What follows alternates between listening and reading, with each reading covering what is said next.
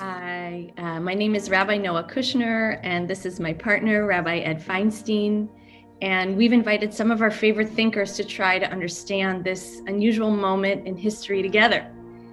We've called on people who are in different parts of the Jewish map, building different responses from the tradition, to ask them what this chapter means, if anything, to their views and their work. Dr. Melila Hellner-Eshed, you are a scholar, a teacher of Jewish mysticism and the Zohar for decades, a teacher to many at Hebrew University and the Hartman Institute. You're known for your classes around the world. And as an author, I noticed that your book, Seekers of the Face, is coming in English translation very soon. And you're also an activist working to reconcile Israelis and Palestinians in many ways, many other things. And so we're delighted to have you here, our teacher. And we wanted to start just with a simple question of, with everything going on in the world, how are you standing now? Where are you standing? Thank you, Noah. Thank you, Ed. I've been feeling throughout this year, throughout these years maybe, but especially since the beginning of the pandemic, I've been feeling very strongly like a initiation call to kind of re-embody what does it mean to be in a state of hineni. That I'm being called to stand stable in a situation where around me are waves of panic and kind of shuddering and breaking apart and disintegration.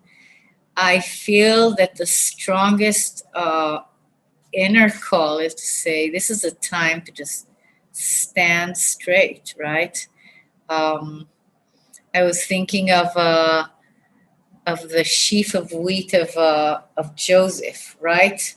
That there's a moment where, you have to stand up and allow, in Hebrew, the word aluma has to do with light, okay?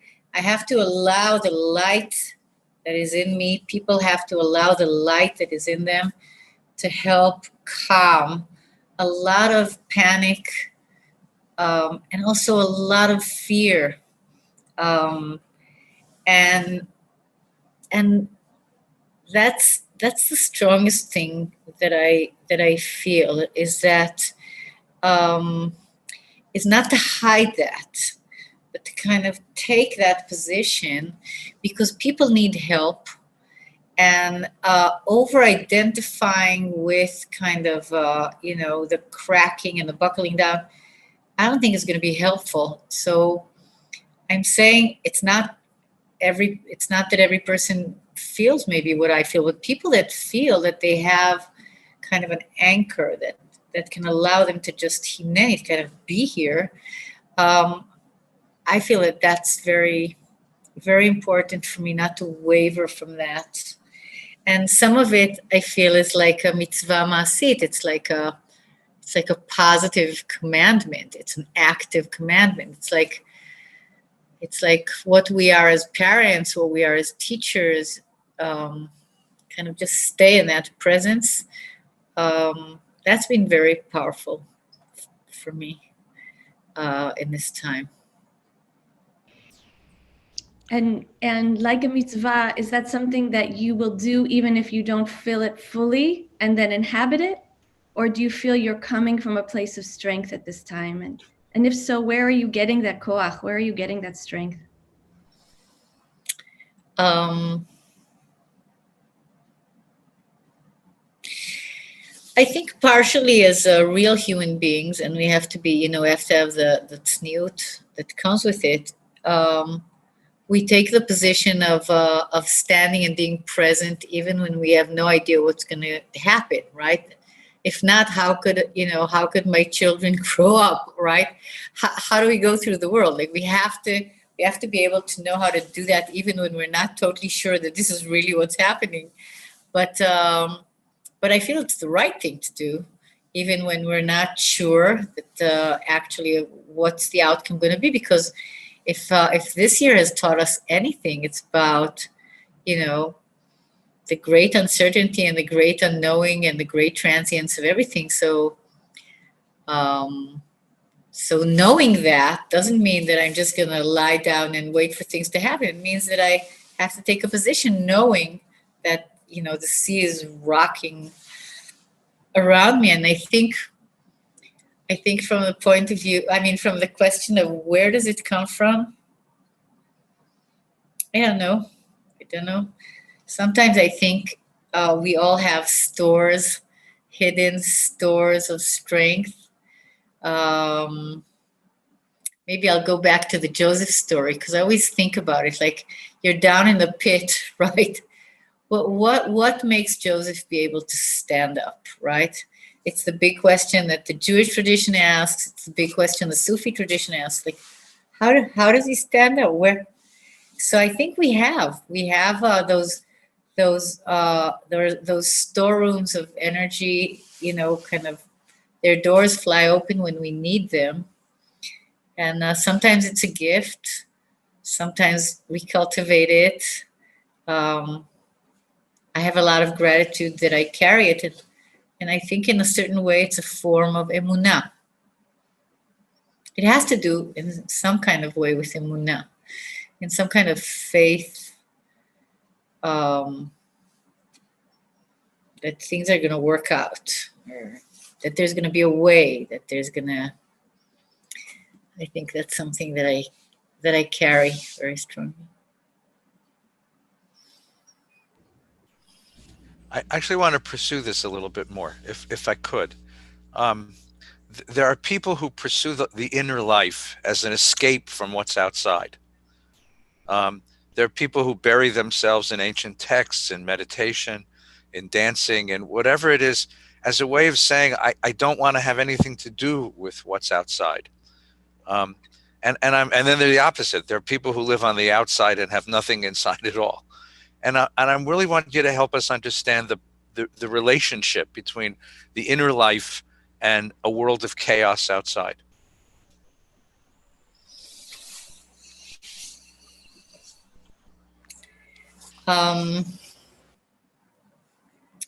Maybe I'll say something about Torah that I feel is something that has sustained me always, and I don't know how I would live without her.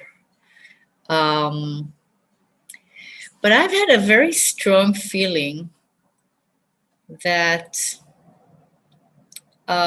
cultivating aspects that are outside our screens and our media is not always escapism. It's actually, I'm sure, first of all, that in many cases it is, yeah, right? But I think that in many cases it's nourishment. It's nourishment. I feel that there's an incredible depletion of inner resources that comes about because of, because of the time spent listening to news, listening to commentaries, reading op-eds, trying this, talking about it, actually talking about it again and again, and doing that exhausting, repeating form that we've all been in now. And in many ways, I feel that the ability to, as a Jew, I feel this, that the ability to, to take time out and likboa itim laTorah, like make time for Torah, for whatever study it's going to be, Torah, it's going to be Midrash, it's going to be Gemara, it's going to be Chassidut, or it's going to be Kabbalah, it doesn't matter.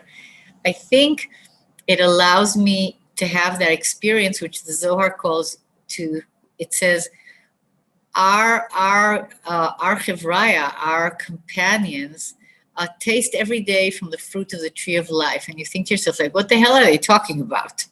I mean, where did they see that one? And of course, what they mean is that when we say, Etz chaim hi lamachazikim ba, it's Torah. Torah is the tree of life for those who, hold on to her, which we say every Shabbat when we read the Torah. But I think it's that next jump that I find so compelling to say we can actually taste something that's beyond the rush and drama that we live in our everyday kind of existence, which we should be. I mean, what's going on around us, what's going on in bigger circles, but that there has to be also a cultivation of the ability to touch areas that are different, that are outside of that paradigm, that give a bigger perspective. Okay, that allow a bigger perspective, that allow us to understand that we share in multiple layers of reality, and that reality is layered, right? That's the big thing of Kabbalah. Reality is layered, right? There's all these layers, and we should know about many of them. If we stay on one, it can be very flat, and it can be very depleting, I think, in many ways. So I found that that when we do things that take us totally out of the talk, right, the discourse, the talk, the chatter of what we see on television screens and on our social media, actually we're taking in life, we're taking in sustenance, and so I feel it's very important. I think it's true that you can't tell people, look, you're doing this, it's escapist, and actually you're disconnecting yourself. And for another person, that's really suckling from that, divine milk. It's like, it can be different things. I think that has to do more with our cheshbon nefesh, like how can we actually account for what we're doing? But I think it's really important. I love how you framed that and in a way inverted it. As opposed to Torah being an escape, there's a way in which we hide in the material world and in the repetition of certain conversations that don't take us to anything infinite. It's really beautiful. And I also want to return to this idea of cheshbon nefesh and say, what are the bridges? You mentioned emunah, you mentioned faith, you mentioned Torah, you mentioned community. Could we look at these as bridges from one world to the other to make sure that we're in both worlds, and that the Torah that we're learning, the world that we want to inhabit, is manifesting around us, that we're able to take responsibility for what's happening around us? Can you speak to that piece of it? Of reaching into Torah and then bringing something to this world, whether in activism or perhaps in thought? How do you manifest some of those dreams in the world? How should I say it? I think that's a very difficult thing, because when we try to harness Torah too diligently and maybe rigidly, like give us the outcome, say something that's just for the moment, right now. I want everything to be relevant right now, and it has to suit my ideology and and my political position. People do that. People do that all over the world, all over the Jewish world, on the left and on the right, in Israel and in America. I think the connection of the call for action, or the call for protest, or the call for finding a voice, I think a lot of times it's much more subtle. It takes more time, it's more complex, but a lot of times it has to do with good teachers, that allow us the space, to actually, to address something that we're learning and give it the kavod, give it the respect of the time needed to decipher whatever we're doing, and not to schlep it violently out, say, okay, so what does it say right now? I actually don't think that deep learning works like that. I think when we learn deeply, at some point it starts kind of sprouting in us. It's like it's calling us. It's growing. It's growing us, and it's growing in us, and then we find that we have to say something, or that we've understood something, or we have the insight. And I think also we have to remember that Torah has always been abused, always. And we haven't let go of her. God has always been abused. That doesn't mean that we let go of that. It's like, I think as a believing person, no, we just have to do the work that allows that what we're looking at and learning will build bridges and not destroy bridges. But it can also destroy bridges. So it's like, it's up to us. It's up to us. And if we've had good teachers, and good role models of doing that. I've had very good ones, so I think it helps us know how to do that. Perhaps it goes back. Please. No, go ahead. Go. I was just going to say it goes back to the hineni, to standing. Maybe that's what we are aiming for, is just that position and not any specific outcome. Please, Rabbi.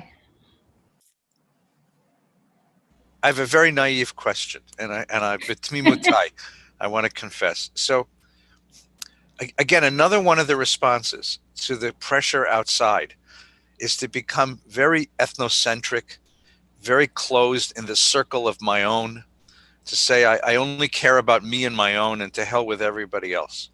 And one of the beautiful parts of your teaching is the way that you are so open to other faith communities. We talk about Sufis or so the question I want to ask again, between Mutai, is this notion of there's nothing more ethnocentric than these texts in Zohar and Kabbalah, and yet you find these marvelous connections with other traditions of mysticism, other traditions of seeking, other traditions of wisdom. How do you do that? And how do you keep it from becoming just me and mine instead of ours and all of us? Simple question. That was a very simple question, Ed. Right. I would say that, first of all educators do that all the time, in every culture and in every time, right? It doesn't matter if it's, think of the Torah, my God.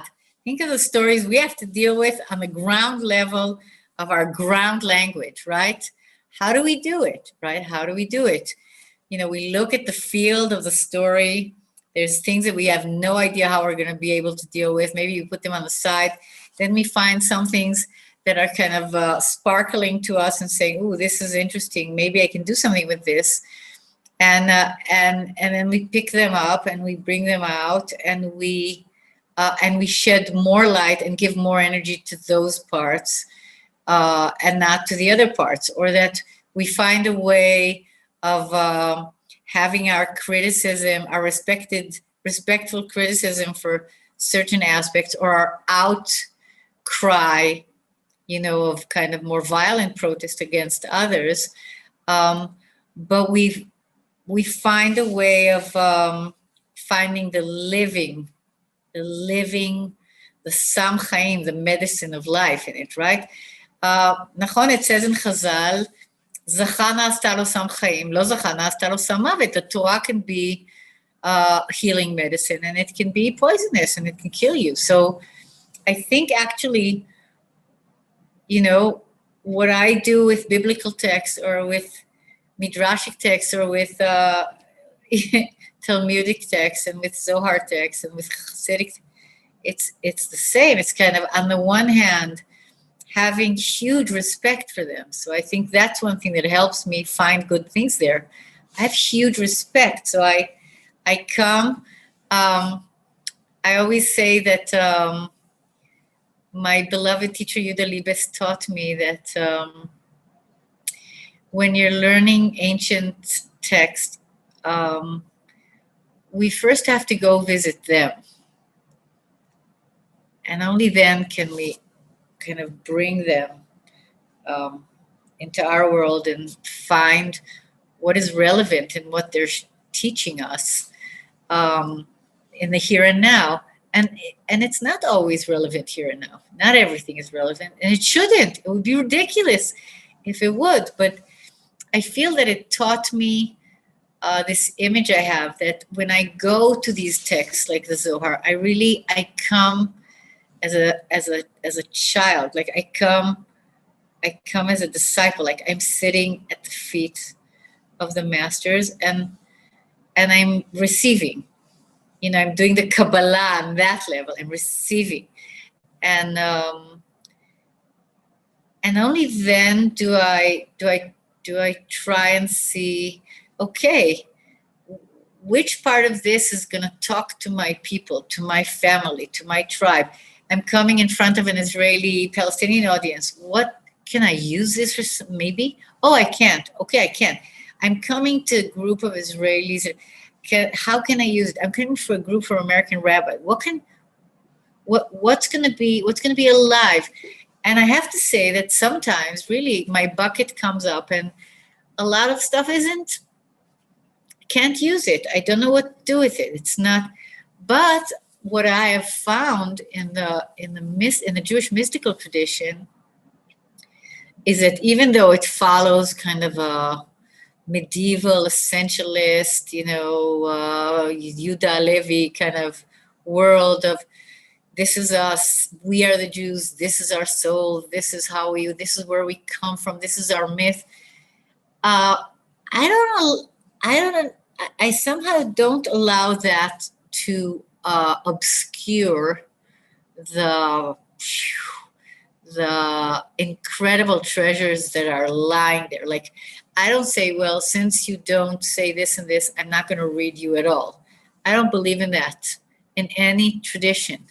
So I think it's a certain kind of patience and orech ruach. Like, I'm looking for that thing that is maybe hiding inside the imagery, inside the invitation, and I must say that it works, because it's not working because of me. It's working because I think classical traditions of all religions have made it to our day because they actually have that in them. If they didn't have it, it wouldn't kind of push and make its way, through the barrier of time. And since it has, then my role is to be patient enough to look, to sift and look and bring up minds that came, like something that can actually quench your thirst. I think that's how I do it, but I actually think that's how we do it, teachers. That's how you do Dvar Torah. That's how we do a class. That's how we invite our students in, I think.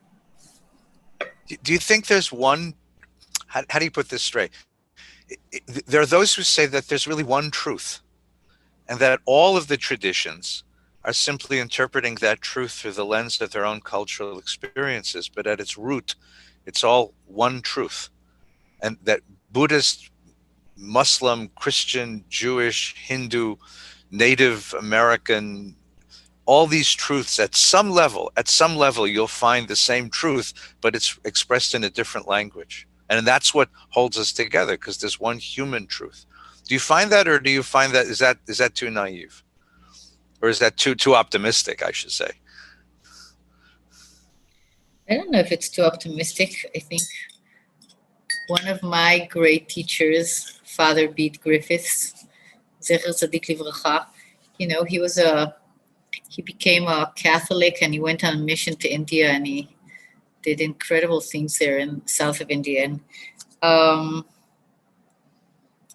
he spoke about that idea of that, especially in the mystical traditions, even though their outer husk is very traditionalist, maybe very separatist also on one level, at the core of the mystical traditions is an experience of divinity as present on the one hand, and as love and as oneness, and that is true. It's true in Hinduism. It's true in Islam. It's true in Judaism. It is true. It's true in Christianity. It's true. Can I make the jump of saying, of course, it's that way because that is the truth? I don't think I have that capacity to be able to say it that way. I think that would be kind of hubris on my side. But to say that I have felt, I have read those statements in all the different religions, and I have felt the kind of the heartfelt truth in it. I think they're presenting authentic experience. From that perspective, there is some kind of sense, and I'm not sure it's about the human truth. It might be about God, that we have a sense as humans. We have some kind of sense, and that sense or that experience or that revelation or that moment is garbed, and dressed and filtered and translated and, gilded with beautiful things and horrible things. And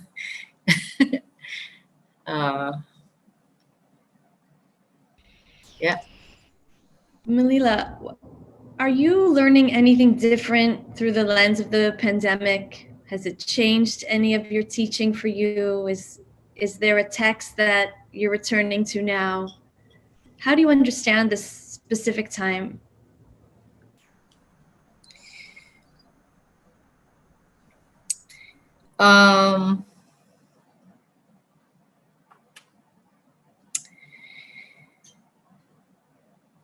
I don't know how to say this, but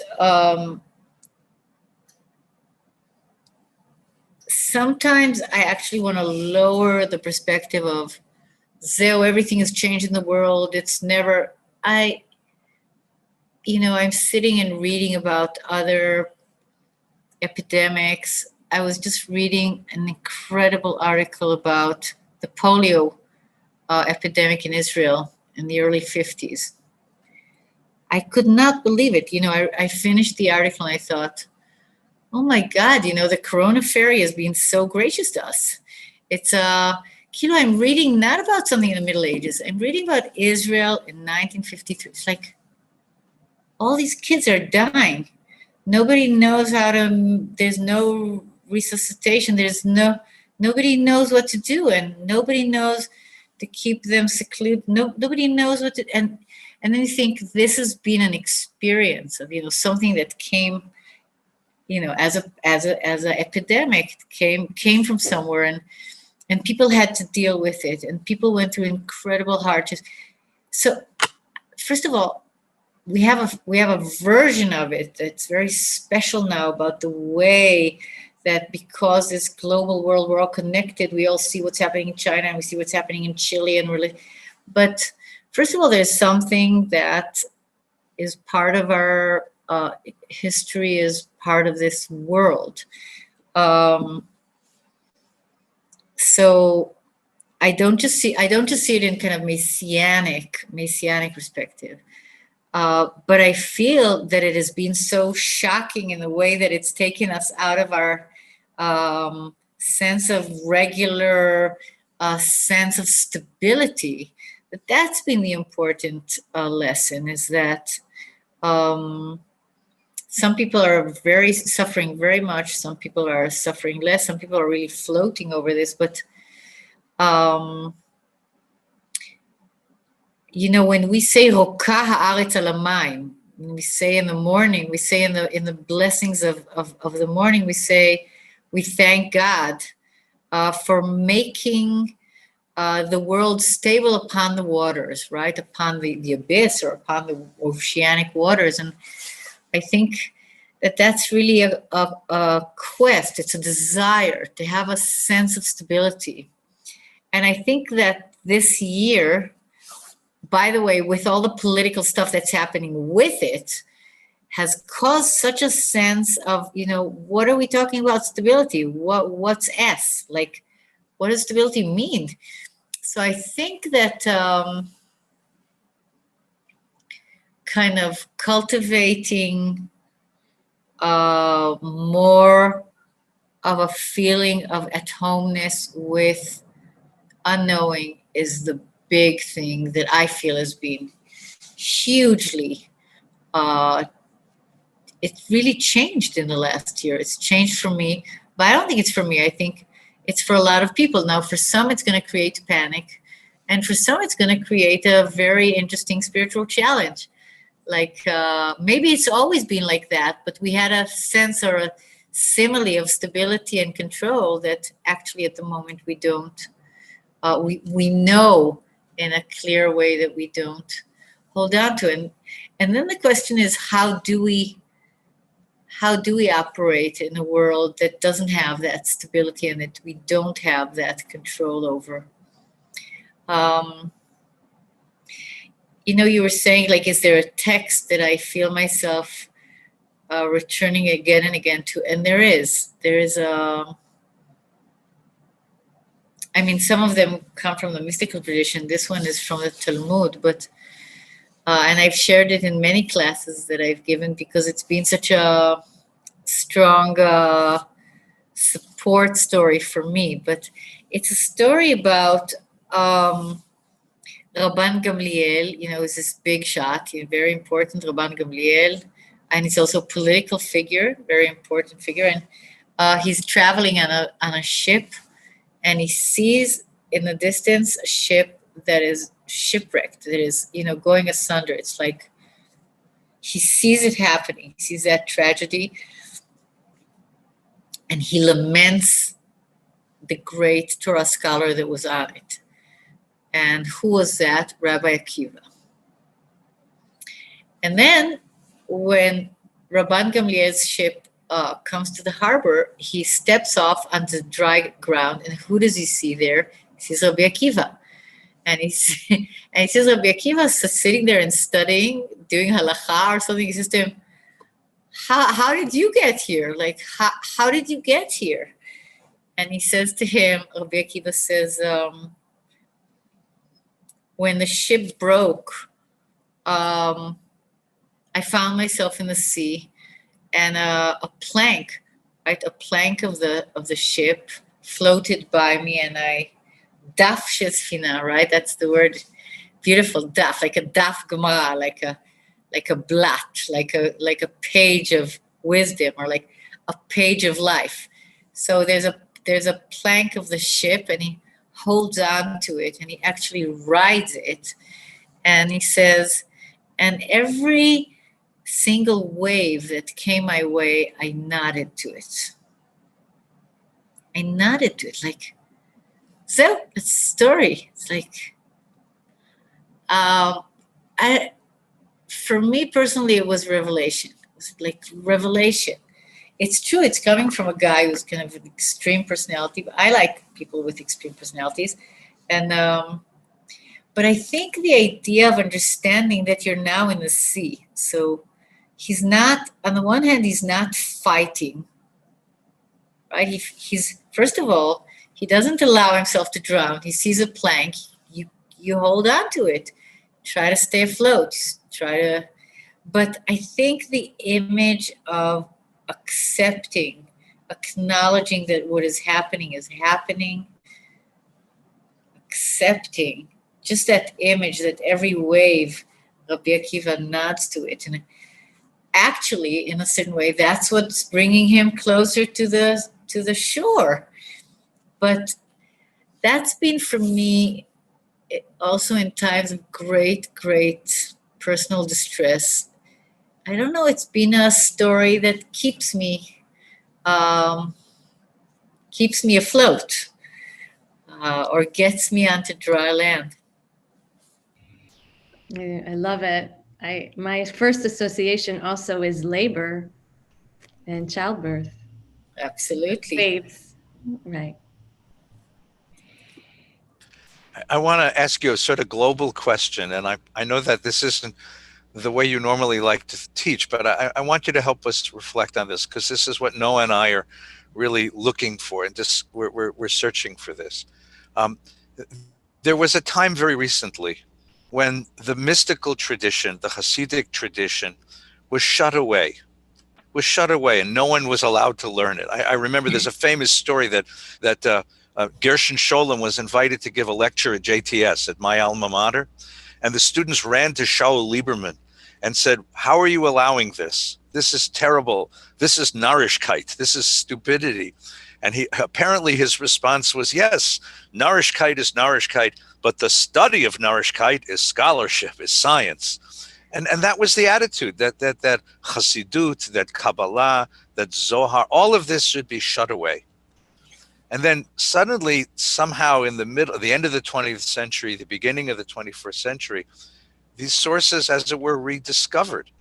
And people like you have had a central role in opening, it's like opening the cellar and saying, "Kids, come on down here. There's all these treasures waiting for you. There's treasures of wisdom, treasures of imagination, treasures of kavanah that are all waiting for you." And all of us have followed you down into the cellar, with a flashlight looking, and it's changed the way that we do Judaism, because we speak a different idiom now than my teachers did 30 years ago. It's a completely different religious idiom. So I want you to help us think about that, about where it's going next.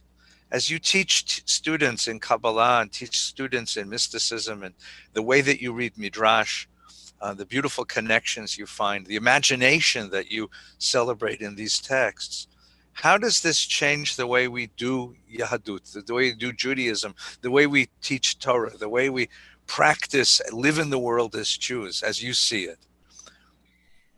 Well, first of all, I would say that Jewish religious leaders in America have been an incredible inspiration for me in how do you do that. I don't think it goes the other way. I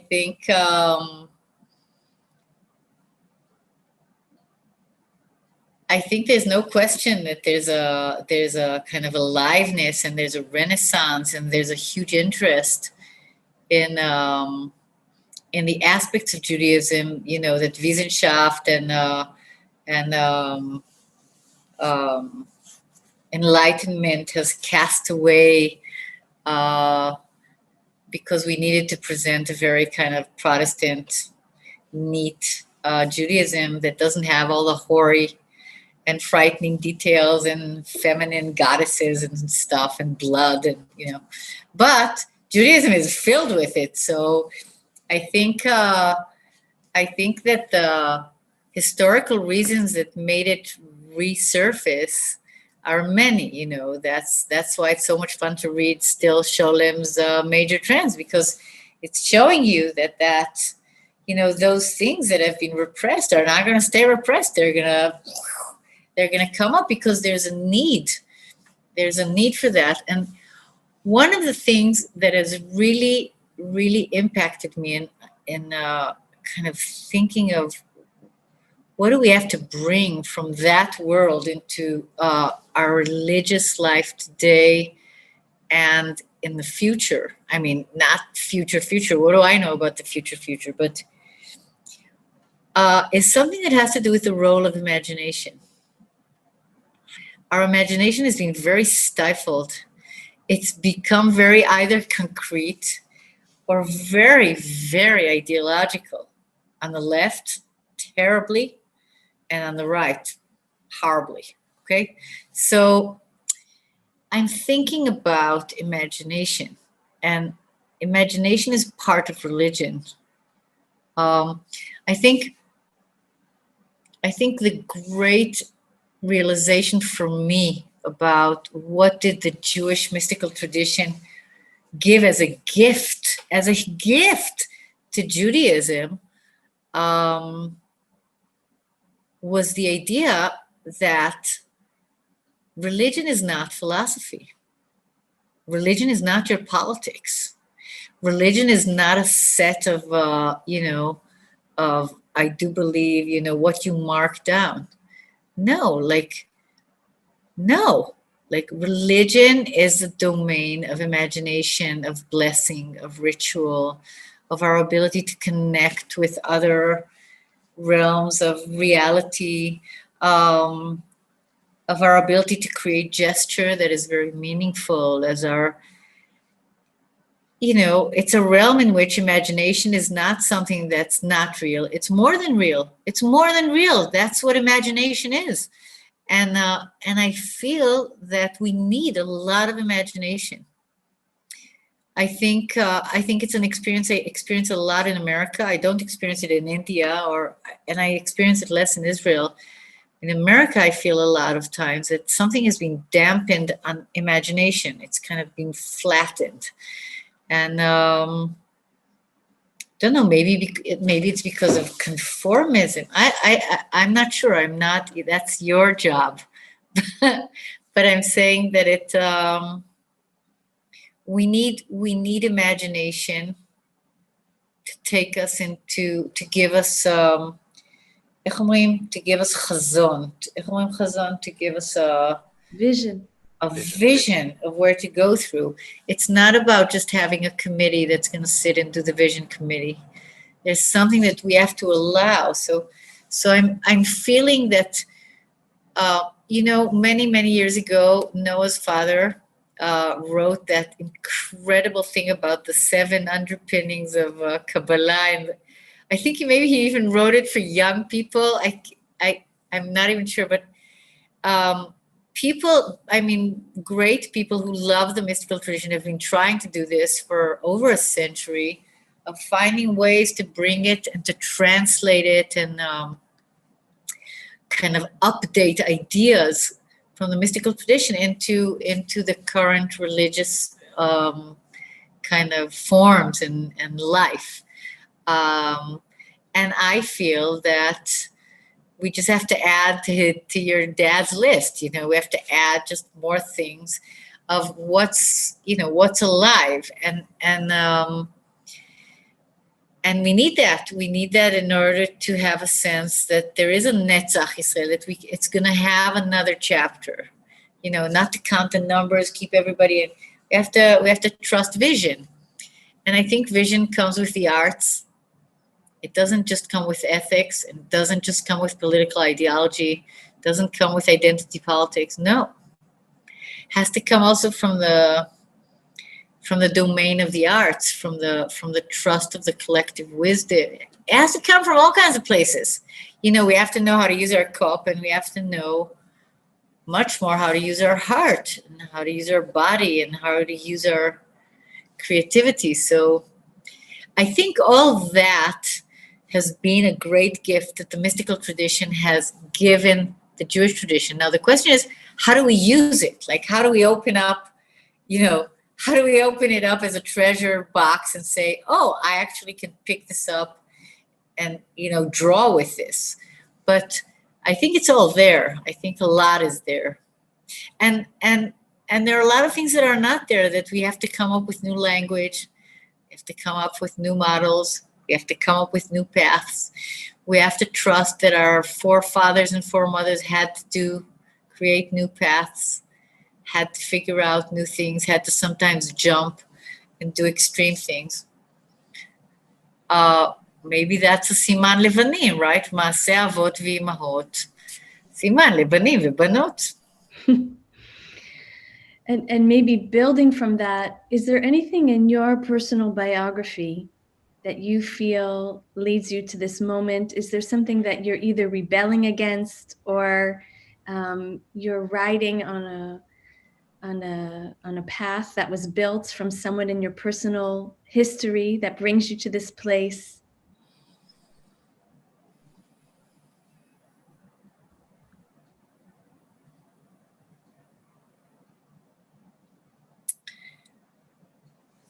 Well, I think the most important nurturing that has allowed me to kind of become very curious and kind of delve into these worlds and of our tradition, and dare go into places that non-Orthodox women like me we're not really welcome into. I think it mostly comes from my family. I come from a very, very Jewish family. To Americans that left America in the 40s to come to Palestine, build the new land and the country. And I think they dripped kind of into with the milk. I took in their love of Torah, their love of God, and, totally uncoercive. They were kind of, bohemian hippies. And it worked. It worked from the point of view that it fell on ground where it could sprout, but it came out of love. It came out of love. It did not come out of setting me onto a path or making me. It just poured it in somehow, and I think that in my biography, I think they were they never mastered Hebrew, as most American Olim never have in Israel. So and I always felt like my father would say, okay, but you will be able to do it in Hebrew, right? You'll be able to. So, and I feel that it's true, that I'm enjoying doing that. I enjoyed the fact that I actually grew into the Hebrew, and that for me it's not difficult. And so I think they were very important. They were a very important kind of role. And I think the other thing that's been very, very, very important was meeting India. That's why we say thank you, India. I think India, like as an Israeli person, like suddenly understanding that the world is big, and that in this place people don't even know, never heard about Israel, never heard about Judaism, like to understand suddenly, like to allow your mind to just crack open and understand that this is a whole different culture. This is a whole subcontinent. People have different belief systems. They have different rituals. They have, like that kind of was very important, first of all, in breaking me out of any kind of closed tribalism. This is the only thing that's true. It's like, I think it's happened to a lot of Israelis also. India did that to us, like to say, wow, there's millions of people here, and they're in a totally different story, and their mythology is different, and and I think that was a huge gift in understanding that there's no way of going, back on the farm. Like you've seen that, you've seen the world, you've seen the richness of human, artistic expression, political expression, religious expression. That for sure was very important. I love that. I like the idea of being less prescriptive as a parent and as a teacher, and leaving room also. It's really beautiful. And finally, we have a last question. I don't know, Ed, if you want to do the honor of asking this last very, very important question that all our guests are being asked. All our guests are being asked this. So we want to know your favorite Jewish joke. And it doesn't have to come from the mystical tradition. I have no idea what to answer on that one. You're a mystic, Melila. You're supposed to say the best Jewish joke is reality. No, I'm actually a person with a very good sense of humor, and I love people with sense of humor. But I don't have a story job. Here's one. Jokes. Yeah. What did the man say to the hot dog vendor? What did he say, Noah? Make me one with everything. And on that note, we want to thank Professor Melila Hellner-Eshed for being with us this evening. For Rabbi Noah Kushner, I'm Rabbi Ed Feinstein, and thank you for joining us this evening on our conversation. And a very important kind of tool for these times is humor. And, I think as Jews, we're very, very very good at that. And I feel that that's a very important provision to carry with us, not to take ourselves totally, seriously, like, not to build that rigidity that comes from over kind of self-consciousness is serious. No, we have to have the place that humor allows us for lightness. Like, without that, how are we gonna float on the water, right? We really need that. Thank Wow. you so very, very much.